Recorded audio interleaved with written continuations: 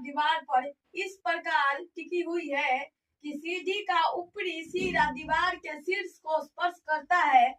सीढ़ी भूमि के साथ 60 डिग्री का कोण बना रही है। सीढ़ी का निचला सिरा दीवार से 1.5 मीटर दूर है। तो सीढ़ी की लंबाई यानी सीढ़ी है, इसका लंबाई ज्ञात करें यानी AC। तो हम मान ले AC की लंबाई L है। तो सीढ़ी की लंबाई निकालने के P/H का उपयोग करेंगे, यानी cos 60 डिग्री, यहाँ 60 दिया हुआ है तो cos 60 लिखेंगे। BC यानी BC और AC लिख दिए। और यहाँ BC का मान 1.5 मीटर है और AC का मान L है। और यहाँ cos 60 डिग्री का मान 1/2 होता है और जैसे के तैसे लिख दे 1.5 मीटर बाय L।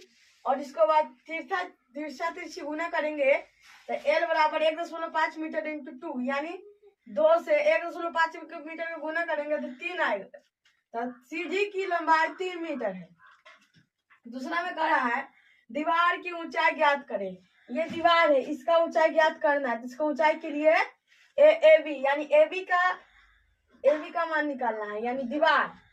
तो AB निकालने के लिए करें P/B होता है 10 और यहाँ 60 दिया है तो 60 लिख देंगे। 10 60 डिग्री बराबर AB/BC।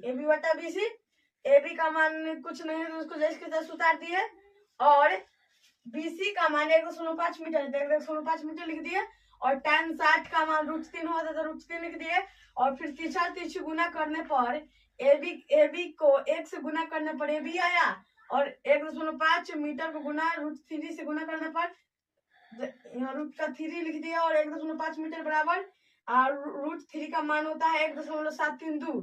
तो 1.5 गुना 1.532 के साथ गुना करेंगे तो 2.6 आएगा, यानी बराबर 2.6 मीटर, यानी दीवार की ऊंचाई 2.6 मीटर आया। दूसरा सवाल कह रहा है एक मीनार के आधार से 30 मीटर दूरी पर स्थित भूमि के एक बिंदु से मीनार की चोटी का उन्नयन कोण 30 डिग्री है। मीनार की ऊंचाई ज्ञात करें।